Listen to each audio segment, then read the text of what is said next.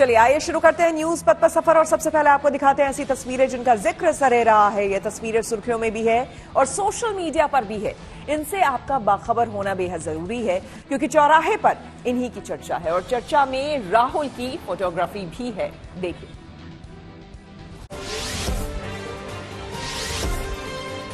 संसद भवन परिसर में अपनी बहन प्रियंका गांधी के लिए राहुल गांधी फोटोग्राफर बन गए। उनका ये वीडियो भी सोशल मीडिया पर चर्चा में आ गया। दरअसल केरल की वायनाड सीट से चुनी गई प्रियंका गांधी जब शपथ लेने पहली बार बतौर एमपी संसद पहुंची तो उनके साथ राहुल गांधी और परिवार के दूसरे सदस्य भी थे। इसी दौरान संसद भवन के अंदर जाते समय गेट पर राहुल ने प्रियंका को कुछ देर रुकने के लिए कहा और फिर अपनी जेब से मोबाइल निकालते हुए उनकी तस्वीरें खींच ली। वहीं राहुल को ऐसा करते हुए देख बाकी सांसद हंसने लगे। मैं प्रियंका गांधी वाड्रा यूपी के कन्नौज में जेल से रिहा हुए एक युवक का जेल के गेट पर ही ब्रेक डांस करने का वीडियो सोशल मीडिया पर वायरल हो गया। इस दौरान वहां पुलिसकर्मी भी मौजूद थे। दरअसल यहां के जिला जेल में ऐसे 2 कैदी बंद थे जिनकी पैरवी करने वाला कोई नहीं था।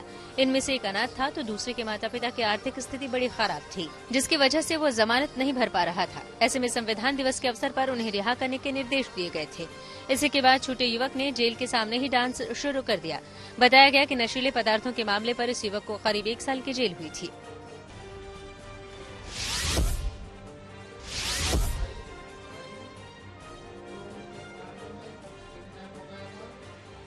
यूपी के गाजियाबाद में 30 साल बाद एक परिवार को उसका बेटा मिल गया। बताया जा रहा है कि जब राजू 12 साल का था तो स्कूल से घर लौटते समय वो बहन से नाराज होकर सड़क पर ही बैठ गया था। फिर उसकी बहन आगे चली गई जबकि वो सड़क पर बैठा रहा। यहाँ से कुछ लोग उसे टेम्पो में उठा कर ले गए थे। फिर उसे राजस्थान के जैसलमेर इलाके में बकरी और भेड़ चराने के काम में लगा दिया गया। साथ ही उसके साथ बुरा सलूक भी होता था। अब जब उसे अपने बचपन की बातें हल्की याद आईं तो वो भागकर गाजियाबाद पुलिस के पास पहुंचा, जहां उसने अपने परिवार के बारे में बताया और फिर पुलिस के साथ मिलकर परिवार की तलाश शुरू की। इसी दौरान सोशल मीडिया पर भी पूरे मामले को पुलिस ने शेयर किया। फिर उसके सिर पर बने निशान और तिल से उसके परिवार ने उसकी पहचान कर ली। अब बेटे राजू को पाकर परिवार काफी खुश है।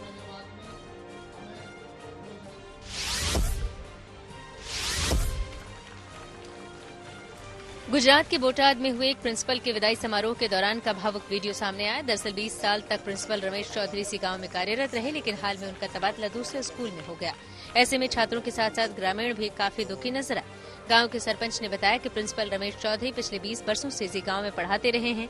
ऐसे में छात्रों के साथ साथ गांव वालों के साथ भी उनका अलग ही जुड़ाव रहा है, लिहाजा परिवार के सदस्य की तरह उन्हें आज विदाई दी गई।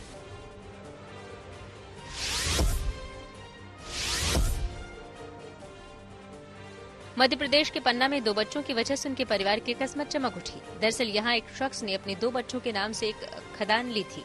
वहां से उसे 6 हीरे मिले जिनकी कीमत करीब 15 लाख रुपए आंकी जा रही है। अब इन हीरों को 4 दिसंबर को होने वाली नीलामी में रखा जाएगा। इस नीलामी में इस बार 127 नग हीरे शामिल रहेंगे जिनकी अनुमानित कीमत 4 करोड़ रुपए से ज्यादा है। इस नीलामी में देश के कोने कोने से व्यापारियों के आने की संभावना है। जिंदगी का सफर सुहाना हो इसके लिए सावधान रहना जरूरी है। रोजमर्रा की आपाधापी में कुछ देर बैठकर सोचना समझना भी जरूरी है कि आपके आसपास क्या हो रहा है और जो कुछ हो रहा है उससे हमारी जिंदगी, हमारा परिवार कैसे प्रभावित हो सकता है। इसलिए हॉर्न बजाकर बाखबर करने वाली खबर जरूरी होती है। और आज की ये खबर हम सबकी जिंदगी से जुड़ी हुई है। खास करके आज की ये खबर महिलाओं को सावधान करने वाली है, क्योंकि एक ऐसी रिपोर्ट सामने आई है जिससे पता चलता है कि महिलाएं अपने ही घर में महफूज नहीं हैं। दुनिया भर को लेकर आई ये रिपोर्ट इस बात को बताती है कि महिलाओं की जान के ज्यादातर दुश्मन उनके अपने ही होते हैं। आखिर महिलाएं अपनों की शिकार ना बने, इसके लिए क्या रास्ता हो सकता है, ये जानना भी जरूरी है। लेकिन साथ ही इसको भी लेकर खुद सतर्क होने के साथ ही दूसरों को भी सावधान करने के लिए हॉर्न बजाना बेहद जरूरी है।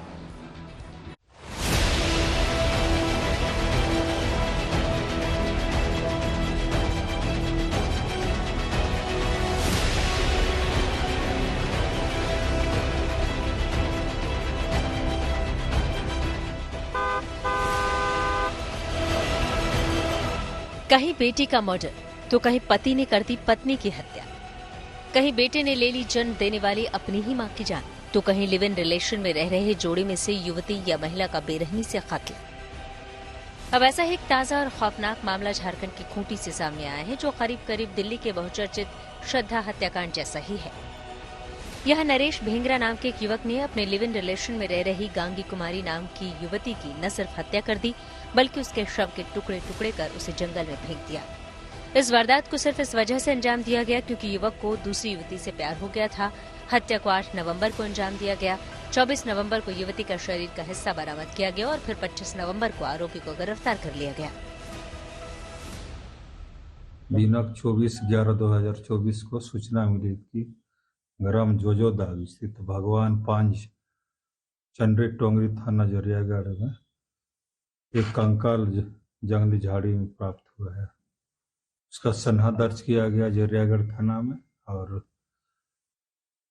सनहा दर्ज करने के बाद जंगल टोंगरी में जाकर कंकाल खोपड़ी की सब खोजबीन किया गया और बरामद किया गया और मृतका का आधार कार्ड और एक फोटो प्राप्त हुआ। उसी फोटो के आधार पर उसका पहचान किया गया। अनुसंधान के क्रम में नरेश भेंगरा के पहचान किया गया और उससे पूछताछ करने के द्वारा वो हत्या करने की बात बताया। खूंटी के तोरपा अनुमंडल में हुई यह वारदात ऐसी कोई पहली वारदात नहीं है जिसमें परिचित ने ही महिला की हत्या कर दी हो। ऐसी वारदातों की फहरिस्त बहुत लंबी है और लगातार वो सामने आ रही हैं। उत्तर प्रदेश के सहारनपुर में तो माता पिता ने ही अपनी बहू और दामाद के साथ मिलकर अपनी छोटी बेटी की हत्या कर दी। इस मामले का खुलासा तब हुआ जब लड़की की बहन ने थाने में उसके लापता होने की शिकायत दर्ज कराई। उसे शक था कि परिवार वालों ने ही उसकी हत्या कर दी होगी क्योंकि वो अपनी भाभी के भाई से प्यार करती थी, जो कि परिवार वालों को बिल्कुल पसंद नहीं था। जो नामजद अभियुक्तगण है उनकी जब गिरफ्तारी की जाती है थाना देवबंद पुलिस द्वारा, तो ये सब घटना को कबूल करते हैं। इन्होंने पूछताछ में बताया कि जो मृतका है वो एक महिला नाजमा, जो कि इसकी भाभी है, उसके भाई से बात करती थी और उससे शादी करना चाहती थी और ये जो मृतका के घर वालों को बिल्कुल ये पसंद नहीं था और बार बार उसे रोकते थे और उसके बाद उन्होंने एक षड्यंत्र रचकर ये घटना कारित की है, जिसमें कि मारने वाले जो हैं वो मृतका के माँ बाप, उसके जीजा और उसकी भाभी हैं। बिहार के बेगूसराय से भी ऐसा ही एक दिल दहला देने वाला मामला सामने आया, जिसमें पति ने पत्नी की धारदार हथियार से गला काटकर हत्या कर दी। बताया गया कि चमचम कुमारी नाम की विवाहिता कुछ दिनों से अपने मायके में रह रही थी। यहाँ 26 नवंबर की रात उसका पति रमेश पहुंचा और फोन करके उसे घर से बाहर बुलाया। इसके बाद दोनों में पायल को लेकर विवाद होने लगा, जिसके बाद तैश में आकर रमेश चाकू से पत्नी की हत्या कर मौके से फरार हो गया।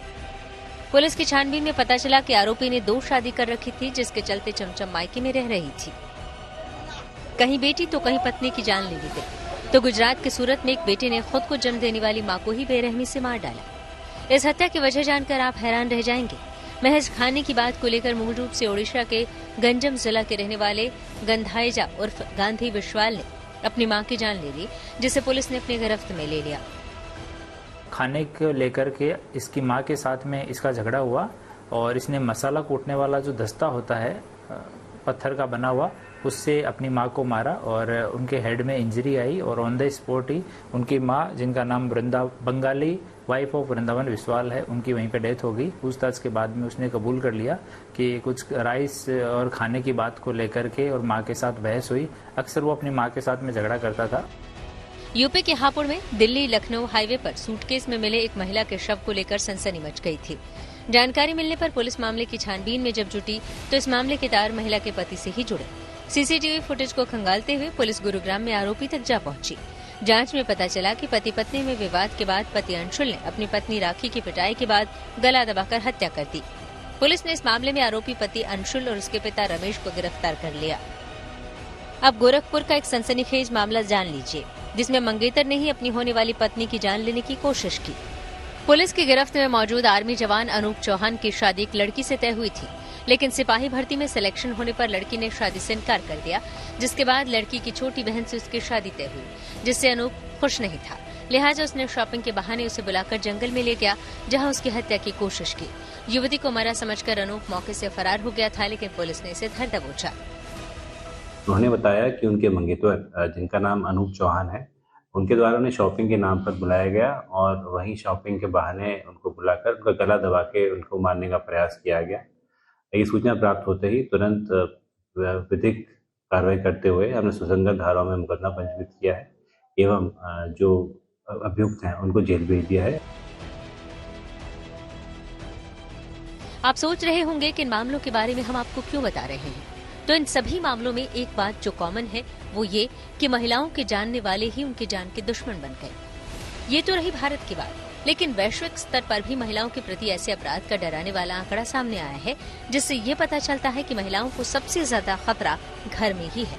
ये हम नहीं कह रहे, बल्कि ऐसा संयुक्त राष्ट्र की एक रिपोर्ट में सामने आया है। यूएन वुमेन और UN office of drugs and crime के मुताबिक अकेले 2023 में ही दुनिया भर में 85,000 महिलाओं और लड़कियों को मार दिया गया।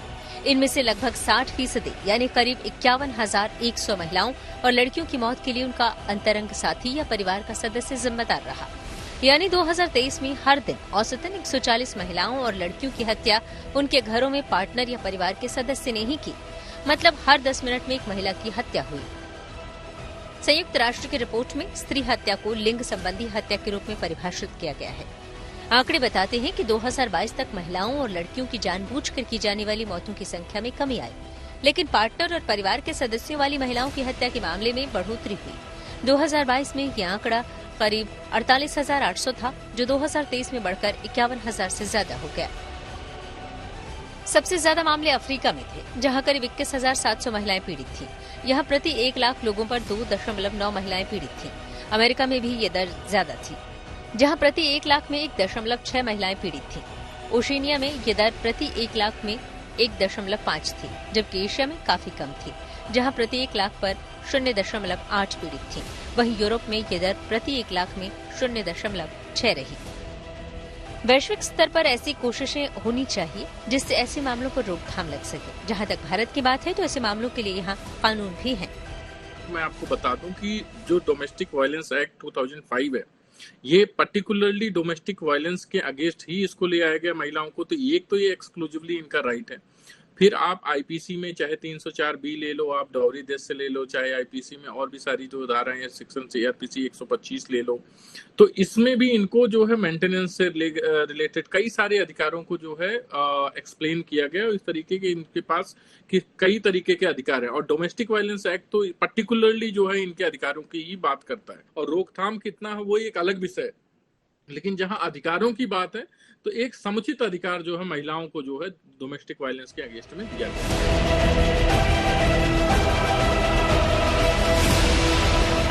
मेरे ख्याल से सबसे इम्पोर्टेंट रीजन उसका यही है कि उनको सपोर्ट नहीं मिलता है, और दूसरा मुझे लगता है कि उनको उतनी नॉलेज भी नहीं होती है कि उनके राइट्स क्या हैं। हालांकि सरकार ने बहुत काम किया है उनके राइट्स को उन तक पहुंचाने के लिए कि उनके क्या क्या राइट हैं। बहुत सारी एनजीओ वर्क कर रही है, मैं खुद ही मतलब वर्क कर रही हूँ इसमें, लेकिन महिलाएं उस टाइम पे समझना नहीं चाहती हैं, और जब उनके साथ कुछ गलत हो जाता है तब वो उसको समझना चाहती हैं कि ऐसा हुआ तो क्यों हुआ और इसके लिए हमारे पास क्या प्रिवेंशन है इसके लिए, उसके बाद वो समझना चाहती हैं। मेरे ख्याल से सही टाइम पे अगर उनको इसकी जानकारी मिले, टाइम टू टाइम एनजीओ के माध्यम से या किसी सरकारी किसी स्कीम के जरिए उन्हें लीगल एड प्रोवाइड हो, लीगल काउंसलिंग प्रोवाइड हो, तो वो ज्यादा बेहतर होगा। महिलाओं को अपने अधिकार जानने के साथ साथ अपनी सुरक्षा को लेकर भी सचेत रहने की बहुत जरूरत है। उन पर अपने जो जुल्म ढा रहे हैं, इसको लेकर जरूरी है कि खुद सतर्क हो जाएं और दूसरों को सावधान करने के लिए हॉर्न बजाएं। खूंटी से अरविंद सिंह, सहारनपुर से राहुल कुमार, बेगूसराय से सौरभ कुमार, सूरत से संजय सिंह राठौर, हापुड़ से देवेंद्र कुमार शर्मा के साथ bureau report, good news today. आखिर महिलाओं की जान उनके अपने ही क्यों ले लेते हैं, इसके बारे में मनोवैज्ञानिक क्या कहते हैं। आखिर हत्याओं के पीछे क्या कारण हो सकते हैं, आप भी जानिए। आज की डे और एज के अंदर जहां पे हम वुमेन एम्पावरमेंट की बात करते हैं, वहां पे मेन जेलसी आ जाती है, जहां पे औरतें अपने पैरों पे खड़ा होना चाहती हैं, खुद अपना डिसीजन लेना चाहती है, और वहां पे कहीं ना कहीं जब उनको फैमिली मेंबर्स रोकते हैं या इंटीमेट पार्टनर रोकता है और वो नहीं मानती, तो उस दौरान भी इस तरह के वुमेन के ऊपर असॉल्ट और मर्डर देखे गए हैं। तो ये आज के दौर में जहां पे लेडीज की अपनी एस्पिरेशन है, वुमेन की अपनी एस्पिरेशन है, और उन एस्पिरेशन को जो सोसाइटी स्पेशली फैमिली से रेजिस्टेंस मिलता है या इंटीमेट पार्टनर से रेजिस्टेंस मिलता है, या जब वो अपनी स्पेस चाहती हैं, या जब वो चाहती हैं कि अपनी लाइफ अपनी मर्जी से जिए, और वहां पे जब उनको रोका जाता है, तब भी कई ऐसा देखा गया है कि उनके साथ इस तरह के असॉल्ट, इस तरह के मर्डर होते हैं। तो ये बेसिक इसके कारण रहते हैं। संभल में शुक्रवार की जुमे की नमाज से पहले पुलिस की पेट्रोलिंग, हिंसा में अब तक 31 गिरफ्तार, संदिग्धों के घर से हथियार भी बरामद। आइए सीधे आपको लिए चलते हैं न्यूज एक्सप्रेसवे पर, जहां देश भर की कुछ और जरूरी खबरें कर रही हैं आपका इंतजार।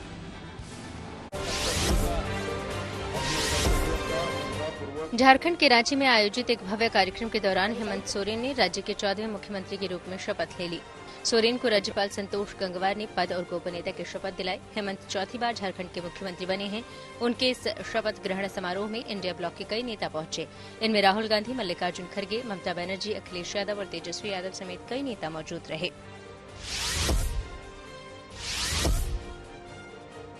दिल्ली में केंद्र सरकार की आयुष्मान योजना लागू नहीं होगी, सीएम आतिशी ने इस बात की जानकारी दी। उन्होंने दावा किया कि आयुष्मान योजना का लाभ सभी लोगों के लिए नहीं है। जैसे अगर किसी के पास दोपहिया वाहन है या घर में टीवी है या किसी के पास पक्का मकान है तो उन्हें इस योजना का लाभ नहीं मिलेगा। मतलब इस योजना का लाभ लेने के लिए कुछ न कुछ क्राइटेरिया पूरा करना होगा, लेकिन दिल्ली सरकार के अस्पतालों में चाहे वो गरीब हो या अमीर, सभी को मुफ्त इलाज दिया जाता है। उधर बीजेपी ने कहा है कि आम आदमी पार्टी की सरकार की वजह से 6.5 लाख परिवारों को आयुष्मान भारत योजना में मुफ्त इलाज की सुविधा से वंचित रखा जा रहा है। वैसे राजधानी में केंद्र सरकार की आयुष्मान भारत योजना लागू करने की मांग वाली याचिका पर दिल्ली हाईकोर्ट ने सरकार से 2 हफ्ते में जवाब भी मांगा है। नौसेना और डीआरडीओ ने आईएनएस अरिघात से परमाणु बैलिस्टिक मिसाइल K4 का सफल टेस्ट किया। ये मिसाइल न्यूक्लियर हथियार के साथ 3500 किलोमीटर तक मार कर सकती है। किसी सबमरीन से इस मिसाइल का परीक्षण पहली बार हुआ है।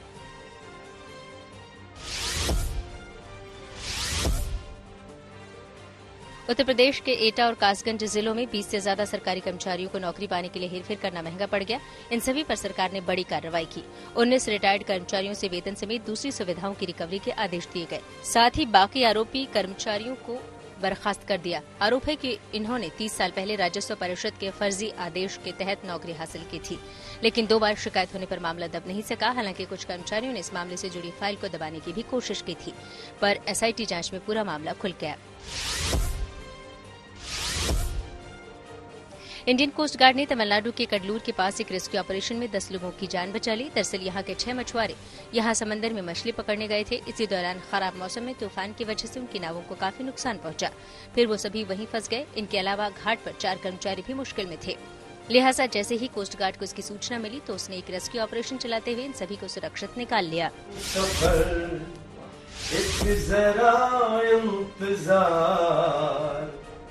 सुन सदाएं दे रही है मंजिल प्यार की। केंद्रीय मंत्री किरेन रिजिजू के सामने गायक उदित नारायण ने एक गाना गाया जिसका वीडियो सोशल मीडिया पर वायरल हो गया। इस दौरान रिजिजू ने उदित नारायण की तारीफ भी की। ऑस्ट्रेलिया की संसद में सोशल मीडिया से जुड़ा ऐतिहासिक बिल पास कर दिया गया। इस तरह अब जल्द ही वहां 16 साल से कम उम्र के बच्चों के सोशल मीडिया इस्तेमाल पर जल्द पाबंदी लग जाएगी।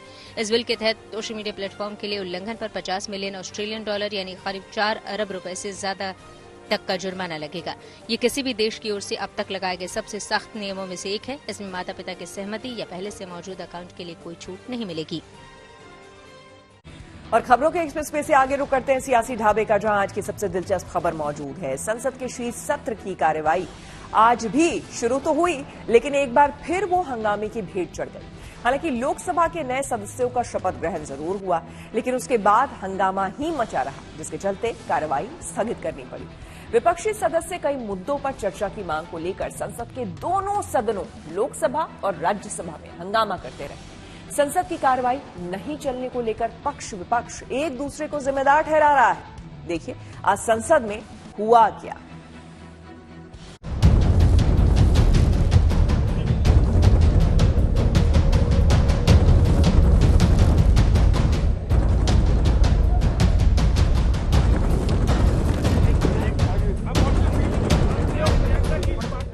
संसद के शीतकालीन सत्र की कार्यवाही आज भी हंगामे की भेंट चढ़ गई। लोकसभा और राज्यसभा दोनों ही सदनों में विपक्ष का जोरदार हंगामा जारी रहा। मैं प्रियंका गांधी वाड्रा। हालांकि सुबह लोकसभा की कार्यवाही शुरू होने पर केरल के वायनाड से उपचुनाव के जरिए सांसद चुनी गई प्रियंका गांधी ने अपना शपथ ग्रहण पूरा किया। भारत के संविधान के प्रति सच्ची श्रद्धा और निष्ठा रखूंगी। मैं भारत की प्रभुता और अखंडता अक्षुण्ण रखूंगी तथा जिस पद को मैं ग्रहण करने वाली हूं, उसके कर्तव्यों का श्रद्धापूर्वक निर्वहन करूंगी। प्रियंका गांधी के बाद महाराष्ट्र के नांदेड़ से सांसद चुने गए रविंद्र वसंतराव चव्हाण ने भी लोकसभा में शपथ ग्रहण किया। रविंद्र वसंतराव चव्हाण लोकसभेचा सदस्य म्हणून निवडून आलो असल्याने परमेश्वरास स्मरून शपथ घेतो की मी विधिद्वारा स्थापित भारतीय संविधानाप्रत अनन्य श्रद्धा व निष्ठा बाळगीन। लोकसभा के इन दो नए सदस्यों के शपथ ग्रहण के तुरंत बाद कांग्रेस सहित कई विपक्षी सदस्य खड़े हो गए और अडानी समूह के खिलाफ आरोपों और अन्य मुद्दों से संबंधित मुद्दे उठाने की मांग की। लोकसभा में केंद्रीय मंत्री नितिन गडकरी ने तो जैसे तैसे अपनी बात रखी। हालांकि विपक्षी सांसदों का हंगामा बढ़ता ही चला गया, जिस पर अध्यक्ष ओम बिरला ने उन्हें चेताया भी। मैं आपको पर्याप्त समय पर्याप्त दिया है और दूंगा, लेकिन जिन मुद्दों को लेकर इस देश का कोई संबंध नहीं है, उन पर चर्चा करने के लिए नियम प्रक्रियाओं को अपनाया जाता है। मेरा आपसे आग्रह है कि आप अपने अपने सीट पर जाकर बैठें। आपको पर्याप्त समय पर्याप्त अवसर देंगे, हर विषय पर देंगे, लेकिन ये गतिरोध का तरीका ठीक नहीं है। लोकसभा स्पीकर की अपील के बाद भी सदन में विपक्ष का हंगामा जारी रहा। स्पीकर चर्चा जारी रखने को लेकर सदस्यों से कहते रहे, लेकिन विपक्ष का हंगामा शांत नहीं हुआ तो उन्होंने कार्यवाही को स्थगित करने की घोषणा कर दी। संविधान की 75 वर्ष के अंदर संविधान सभा में भी डिबेट हुई थी, असहमति सहमति भी हुई थी, लेकिन मर्यादित आचरण रखा था। आपका ये मर्यादित आचरण नहीं है। आप अपनी अपनी सीट पर दें। मैं आपको पर्याप्त समय पर्याप्त अवसर हर मुद्दे पे दूंगा। आप सदन चलाना चाहते हैं, चर्चा करना चाहते हैं, सदन की कार्रवाई आज 12 बजे तक के लिए स्थगित की जाती है। कांग्रेस और समाजवादी पार्टी के कुछ सदस्य वेल में थे, जबकि अन्य विपक्षी सदस्य गलियारे में खड़े होकर नारे लगा रहे थे। विपक्षी सांसद दरअसल अडानी विवाद, संभल में हुई हिंसा, वक्फ बोर्ड समेत दूसरे मुद्दों पर चर्चा करना चाहते थे और अपनी इसी मांग को लेकर वो सदन में हंगामा करते नजर आए।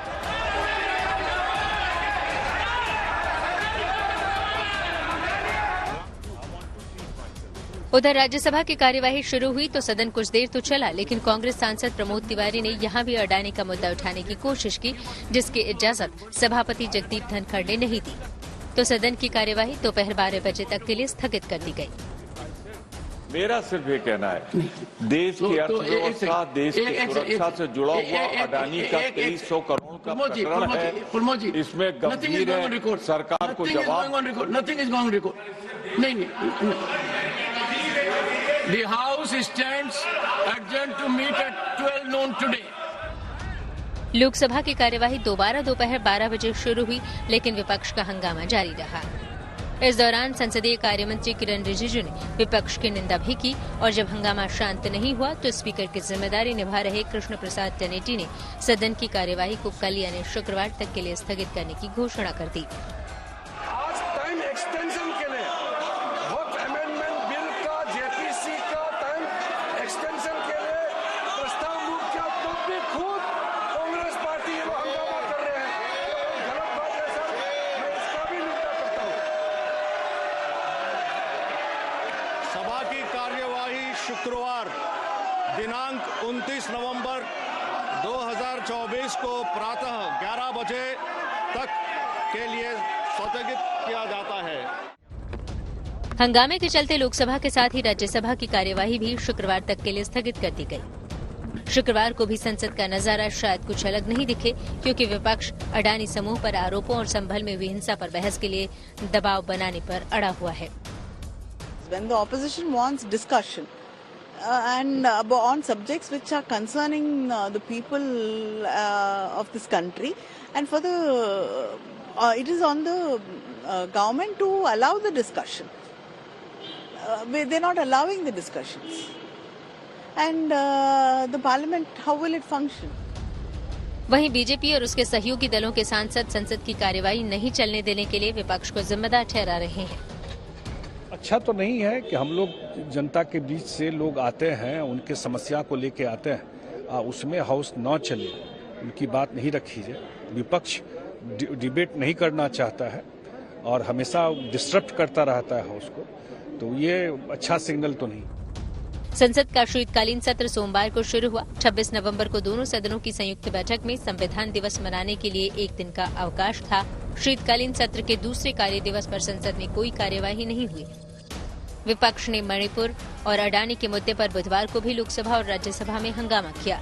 आज भी ऐसा ही हुआ और अब नजरें कल यानी शुक्रवार पर टिकी हैं कि सदन चलाने को लेकर गतिरोध दूर होता है या नहीं। Bureau report, good news today. News वक्त पर आगे है धन बाजार, जहां शेयर बाजार से लेकर कारोबार तक की सभी अहम खबरें होती हैं, जिसका सीधा रिश्ता आपकी आमदनी आपकी जेब से होता है। तो तेज रफ्तार खबरों के बीच ये जरूरी खबरें छूट ना जाए, इसलिए सीधे आपको लिए चलते हैं धन बाजार।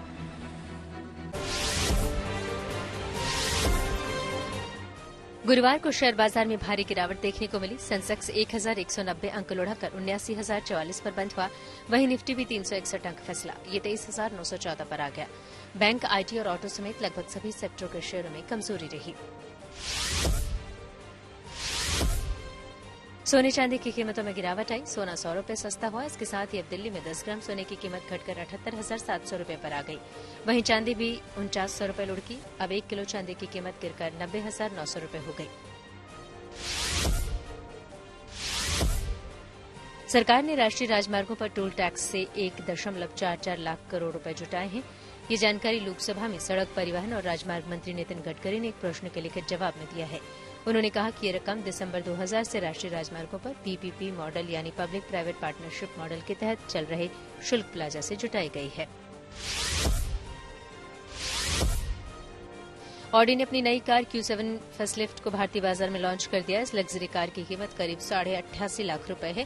इसमें 4 zone climate control, virtual cockpit और 19 स्पीकर ऑडियो सिस्टम लगा है। इसके साथ ही गाड़ी में पैनोरेमिक सनरूफ का फीचर भी दिया गया है। ऑडी Q7 फेसलिफ्ट 5.6 सेकंड में 100 किलोमीटर प्रति घंटा की रफ्तार पकड़ सकती है। वहीं इस कार की टॉप स्पीड 250 किलोमीटर प्रति घंटा की है। खास बात यह है कि इस गाड़ी को कस्टमाइज भी कराया जा सकता है। कंपनी ने इसे 5 कलर ऑप्शन के साथ भारतीय बाजार में उतारा है। और न्यूज पर के सफर में अब सोशल अड्डा का रुख करते हैं, जहां आज बात होगी मॉल में बने मल्टीप्लेक्स सिनेमा घरों की, जिनका क्रेज दिन ब दिन कम होता जा रहा है। इकोनॉमिक टाइम्स की रिपोर्ट के मुताबिक अब भविष्य में बनने वाले मॉल में मल्टीप्लेक्स का स्पेस कम देखने को मिलेगा। जी हां, रिपोर्ट के मुताबिक देश के बड़े मॉल डेवलपर्स ने अपने फ्यूचर प्रोजेक्ट में मल्टीप्लेक्स स्पेस घटाने की योजना बनाई है। इसकी बड़ी वजह यह है कि ओटीटी प्लेटफॉर्म के कारण अब सिनेमा घर बड़ी भीड़ को मॉल तक लाने में कामयाब नहीं हो रहे और कम कमाई कर रहे हैं। इंडस्ट्री एक्सपर्ट मानते हैं कि पहले मल्टीप्लेक्स के जरिए मॉल में 10% लोग आते थे, लेकिन अब यह संख्या घटकर 6 से 7% रह गई है। सभी मल्टीप्लेक्स मॉल ऑपरेटर को हर महीने एक मिनिमम गारंटी अमाउंट देते हैं और अपना प्रॉफिट शेयर करते हैं, लेकिन पिछले साल मल्टीप्लेक्स 8 से 9 महीने ही मिनिमम गारंटी अमाउंट दे सके, जबकि इस साल केवल 4 से 5 महीने ही दे पाए।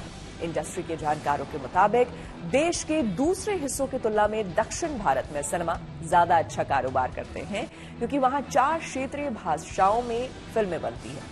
लेकिन ओटीटी प्लेटफॉर्म से चुनौती मिलने के कारण अब मॉल में मल्टीप्लेक्स को मिलने वाला स्पेस घटाने पर विचार हो रहा है, जबकि मल्टीप्लेक्स की जगह एंटरटेनमेंट, गेमिंग जोन और फूड एंड बेवरेजेस का स्पेस बढ़ाने पर जोर दिया जा रहा है। एक मॉल में 10% जगह सिनेमा हॉल को दी जाती है और 10% फूड एंड बेवरेज ब्रांड को मिलता है, जबकि 5 से 6% स्पेस एंटरटेनमेंट और गेमिंग कंपनी लेती है। हालांकि अब ओटीटी प्लेटफॉर्म पर ज्यादा कंटेंट परोसे जाने से भविष्य में बनने वाले मॉल के स्ट्रक्चर में बदलाव करना जरूरी हो गया है। दरअसल ओटीटी पर मिलने वाला एंटरटेनमेंट न सिर्फ सस्ता है, बल्कि कई वैरायटी और भाषाओं का होता है। वहीं मल्टीप्लेक्स में फिल्मों के ऑप्शन सीमित होते हैं और उनके टिकट भी महंगे होते हैं। साथ ही बॉक्स ऑफिस पर कई फिल्मों का प्रदर्शन भी खराब रहता है। एक अनुमान के मुताबिक इस साल अब तक दुनिया भर में भारतीय फिल्मों ने लगभग 7,812 करोड़ का कलेक्शन किया है, जो कि 2023 के बॉक्स ऑफिस कलेक्शन 13,161 करोड़ के मुकाबले काफी कम है। जाहिर है ओटीटी के आने से मल्टीप्लेक्स को कड़ी चुनौती मिली है। इस मुद्दे पर हमने कुछ लोगों से बात की और उनकी राय जानी। पॉइंट नंबर 1 तो इटसेल्फ इट इज कि भाई बहुत सारे ओटीटी प्लेटफॉर्म्स हो चुके हैं, जिसके कारण बहुत जल्दी न्यू मूवीज रिलीज हो जाती हैं, उनमें ही बंदा आराम से बैठ के घर पे देख सकता है। But second personally which I feel also that कि टिकट प्राइसेस बहुत हाई हो चुके हैं। टिकट प्राइसेस के साथ जो मील्स है वो भी बहुत हाई हो गए। गवर्नमेंट का बीच में लॉ आया था कि भाई आप एमआरपी के अलावा पानी की बॉटल्स नहीं बेच सकते, but now what they did it कि उन्होंने 100 की एमआरपी के अपने प्रिंटेड लेबल्स बना लिए हैं, which is one of the another reason. और इनिशियली गवर्नमेंट ने कहा था भाई you can get your meals also, but now their prices are popcorn और कोल्ड ड्रिंक्स के prices are very high when you go for a movie like 2 people if you going for a movie in good theatre, आपका 12, 15, 1600 का bill आराम से आ जाता है। And अब आप घर पे बैठ के वही मूवी 199 के रिचार्ज में मंथली देख सकते हो अपने कंफर्ट जोन में। तो that is one of the main primary reason I feel. OTT के प्राइसेस इतने लो हैं कि आप प्रेफर करोगे कि बाहर जाने से अच्छा आप घर पे देख लो। और मतलब बहुत सारी मूवीज हैं, मतलब आप 200-300 बाहर जाने के लिए खर्च कर रहे हो, बाकी सब इससे अच्छा आप 200 का सब्सक्रिप्शन लेके घर पे बैठ के देख सकते हैं। तो लोग ज़्यादातर यही प्रेफर करते हैं, घर पे बैठे बाहर जाना कम करें। वही है, तभी उनके मल्टीप्लेक्स उन सब के जो साइजेस हैं वो कम हो रहे हैं, मतलब रूम जो भी है वो सब कम हो रहा है। तो यही reason. Netflix and Amazon prime, क्योंकि ये काफ़ी चीपर हैं और टाइम भी सेव करते हैं, क्योंकि अगर आप ट्रैवल करते हो तो अगर आप मेट्रो में हो तो you can watch any movie by sitting there. And also लोगों के पास अब इतना टाइम भी नहीं होता because of corporate life and all that 9 to 5 jobs. I think this is the reason. या मुझे ऐसा लगता है कि लोगों को ज़्यादा चीपर लगता है कि अमेजॉन प्राइम वीडियो ज़्यादा अच्छा है, कि हमें बाहर जाना ना पड़े, हमें बाहर अंदर ही रहना पड़े और हम अंदर ही इंजॉय कर ले। मतलब बाहर एक रीज़न ये भी हो सकता है, और दूसरा रीज़न ये भी हो सकता है कि फैमिली टाइम, मतलब क्राउड हो जाता है ना ज़्यादा, तो उसको अवॉइड करने के लिए लोग ये करना चाहते हैं शायद। मुझे लगता है कि टाइम सेव हो जाता है और मतलब प्रेशर नहीं रहता कि तुम्हें इसी ड्यूरेशन में मूवी देखनी है, तो अपनी मर्जी से कभी मूवी देख सकते हो जब मन करे, और एक मतलब चीप है काफ़ी। आइए अब रुक करते हैं प्रगति मार्ग का, जहां ऐसी खबरें हैं जो कि देश की तरक्की, प्रगति और लोगों की काबिलियत दिखाती है। यहां हम आपको आज ये चलेंगे एक ऐसे अनूठे घर में जहां प्रदूषण ना के बराबर है। जी हाँ, आपकी हैरानी बढ़ जाएगी जब हम आपको ये बताएंगे कि ये घर और कहीं नहीं बल्कि प्रदूषण की मार झेल रही दिल्ली में ही है, जहां इन दिनों कई जगहों पर AQI लेवल 300 के पार है। लेकिन बाहर के प्रदूषण के स्तर के मुकाबले इस घर में AQI लेवल महज 10 से 15 रहता है। कैसे हुआ है ये मुमकिन, देखिए हमारी इस रिपोर्ट में।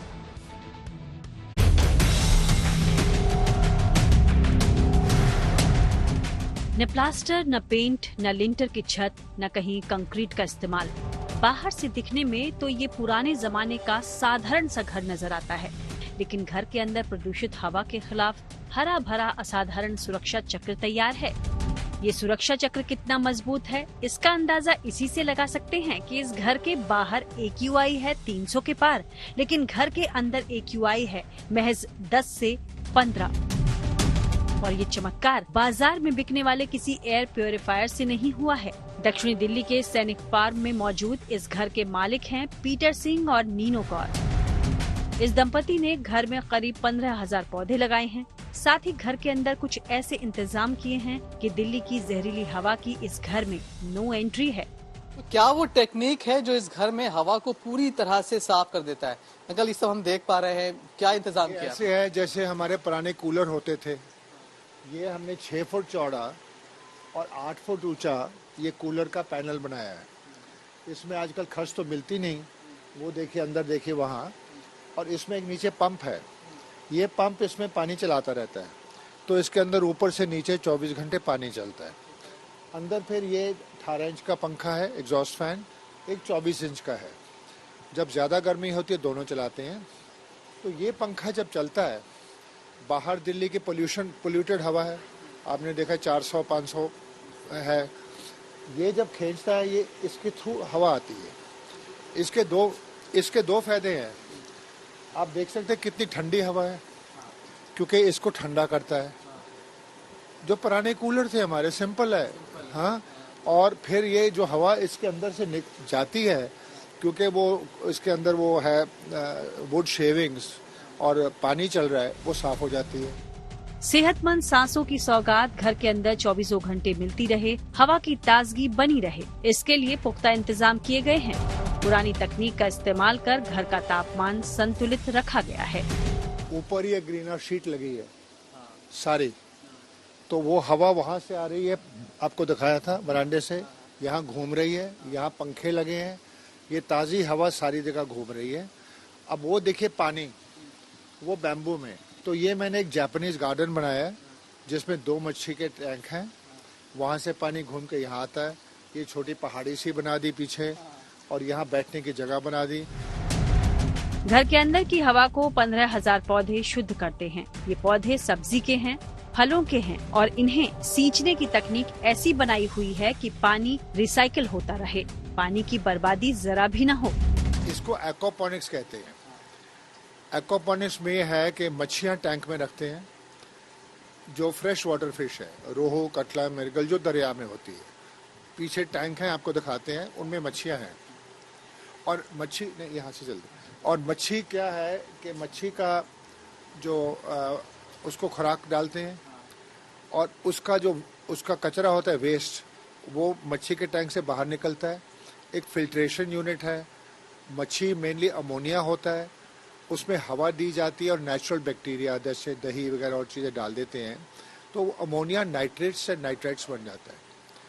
अब ये नाइट्रेट्स और नाइट्राइट्स पौधों के लिए खुराक है। यहाँ उगाई जा रही सारी सब्जी पूरी तरह ऑर्गेनिक है, खाद का जरा भी इस्तेमाल नहीं होता। मतलब ये कि पूरी तरह सेहतमंद है यहाँ उगाई जा रही सब्जियाँ।